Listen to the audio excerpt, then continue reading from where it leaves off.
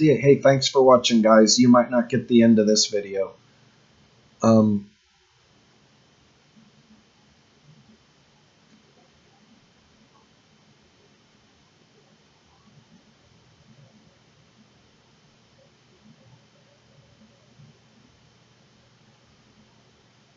Alright, so would we be moving into the third video of the Rendezvous set? This one, basically, we're just trying to coax this baby back to the planet. And everything takes time. So, I don't think I got it wrong. 29 plus 29 would be 58. And we are at the 48 mark, 49, so we're at the 49 second mark on the third video of the series, according to my little counter. Anyway, this was the Rendezvous. Now, I think they did this with the Atlas missile. This was actually the failed mission they labeled a success. If you're interested in the history of the Apollo program, just look up the failed mission labeled a success. It was they were learning how to rendezvous, just like what we did. They wanted to find out how close they could get, their level of accuracy, if you're going to encounter any problems. Now, I've found that any problems I encounter are because of this. My thrust is way too high. So what you can do is turn your thrust limiter down to 10%, and your throttle will just be a fraction of what it normally is. This is what we call finite control. And this is when you take like your powers of 10 and reduce it down to the powers of 1/10, where now you can hold an egg in your hand without crushing it.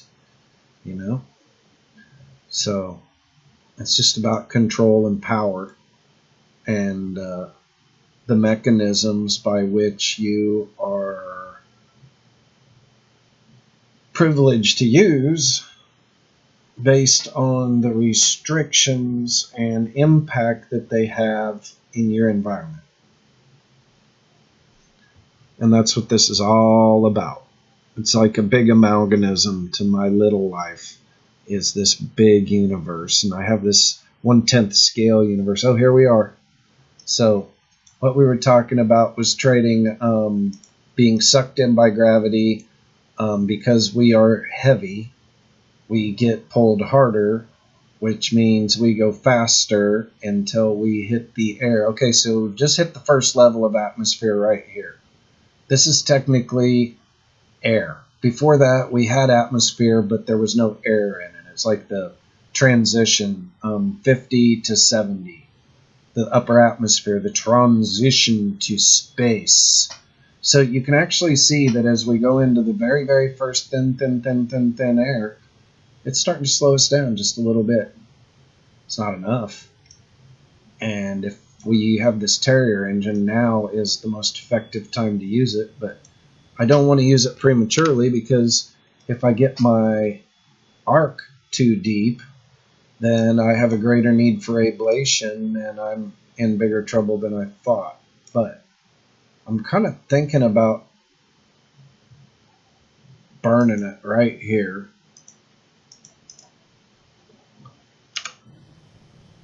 When I hit my mark.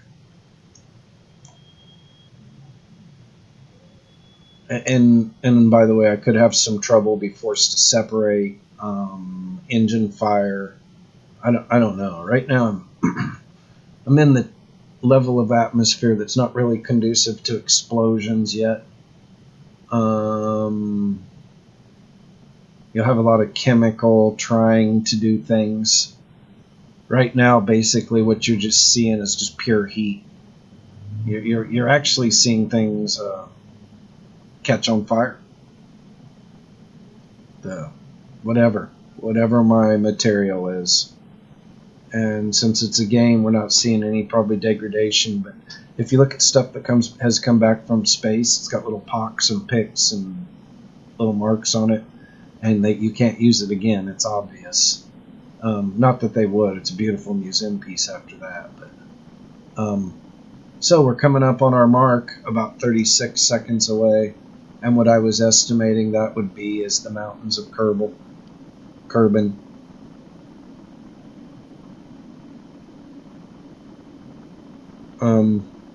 There comes a point and an altitude where I may as well fire the retro rockets because it's not going to put me in greater peril. It's just going to basically slow my current mass down. Now, I have this rule, like if this is 2283 and this is 2283, then you're probably going to die.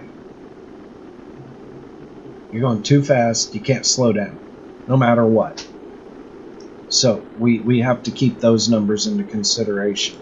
This way we can stay a little ahead of the game. I can say 2239, good. But as this gets closer to 22, if this 22 doesn't peel down, then I need to say, wait a minute. and as you can see, we're really not peeling off too fast now. As I come over the mountains of Kerbal,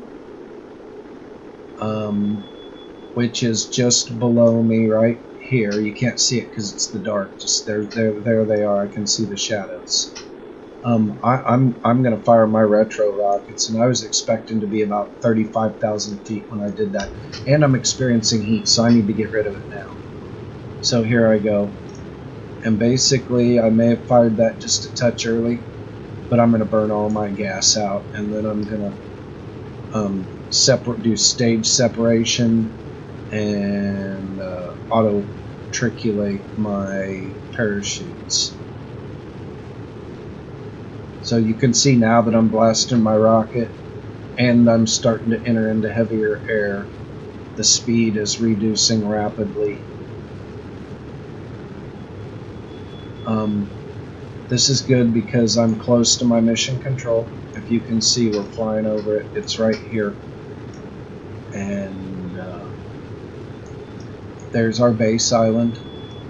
And I'm going to be dropping in their proximity, we hope. That's the idea. So retrieval would be easier. Now that's not really a game factor. I just kind of do that like role playing, I guess. I create some situation in my mind called a mission parameter. And then when I do my debriefing with myself, what did I do right, what did I do wrong, what could I have done better? And you can always hit your mark a little better. You never, I mean, you have nothing to say. You could have, hit the mark better. So there it goes. It's not too far. There's my island, not too far. And we just ran out of gas. So at this point, I'm going to separate. It'll fly off. And we are now going to see if we're slow. Oh, good. So since we've hit the hard air, look, it's just slowing us down. And this thick air is the same thing that helps wings fly, by the way.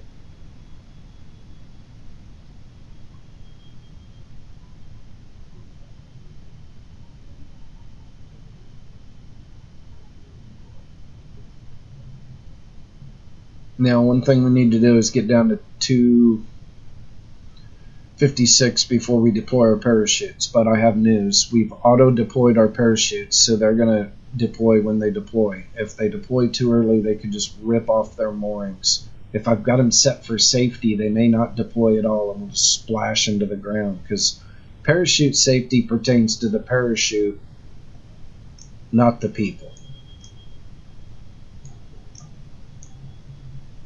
So we're plummeting towards Earth.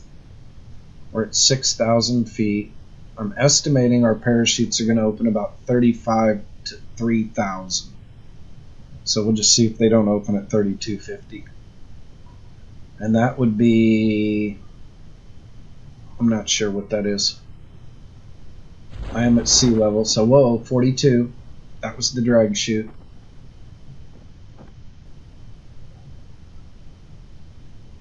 Okay, 3,250 coming up there.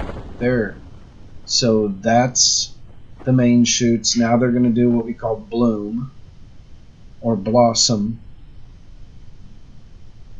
First one will be the drag chute.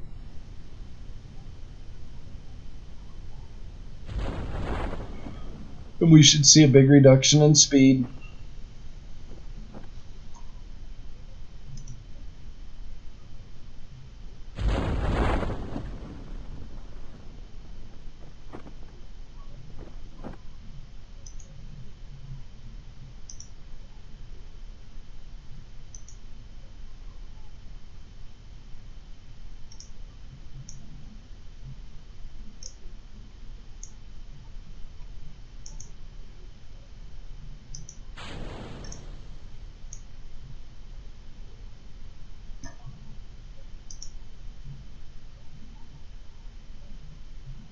Alright, looks like the chute was balanced for possibly with a heat shield, but that's not bad. I was wanting to do a radiator. Man, these radiators just kept that heat right off it, I think. I guess in a perfect world we'd have a way to jettison all this equipment and just bring these pieces back.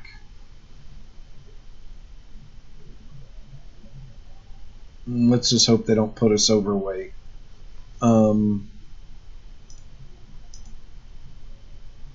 we're falling a little too fast for equipment.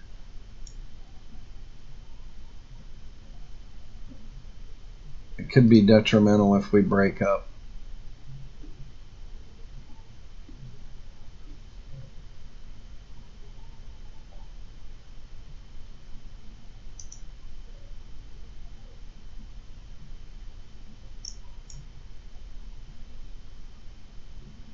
Alright, so for some reason, that's better.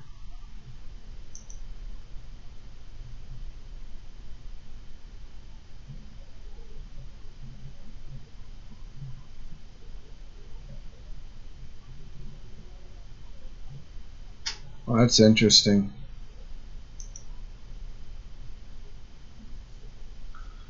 So we want to hit like that then, so we can hit below 7. And anyway, if we hit below 7, it should just settle in like a boat. And then, of course, we wait for the cavalry to come clean us up.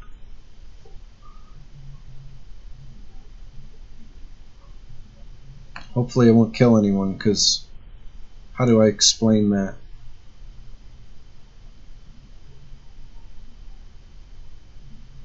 They probably won't even, I probably won't even post this in portion on YouTube, because it's just basically landing, and everyone's seen that already.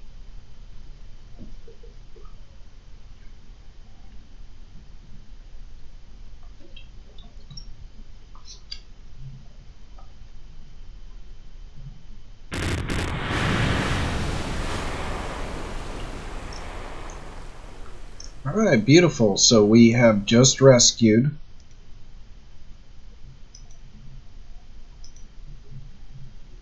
2.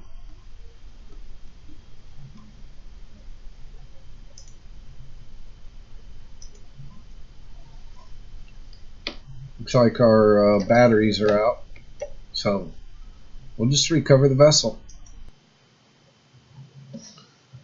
Now what this has done for us is freed us up some mission space. We only have 23 in science, so there's nothing to really squawk about there. We have added 2 crew members who already are level 1, a pilot and an engineer, so I'd do a lot of squawking about that. It's a value. Look at this. If we want to buy someone, it costs us almost 1/3 of our budget. But now we have 1, 2, 3 pilots, 2 engineers, and a scientist. So Bob's going to get a lot of work. And we need to put everyone in their new suits. I don't know why they're not.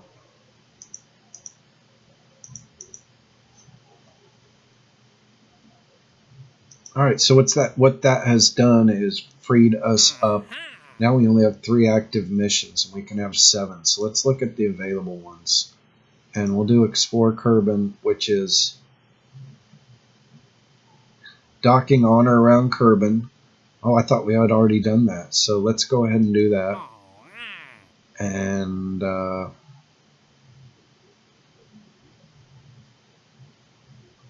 I don't ferry. I don't like space tourism. Not in this. I mean, you can do it. Bring the moonstone back.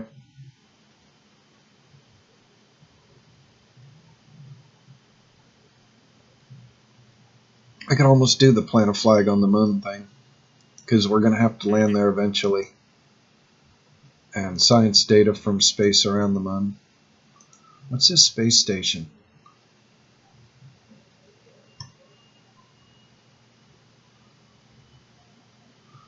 I have to have it up for 2 days.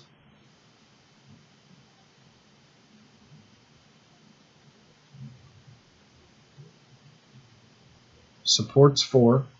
Solar panel. I don't know what a generator is. Include a coupon optional.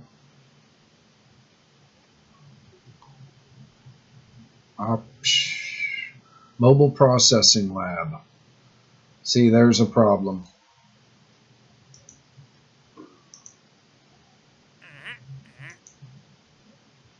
Yeah, I can't take those now. I don't. That mobile processing lab's too big. Anyway, I'm gonna end the video here. So, as always, thanks for watching.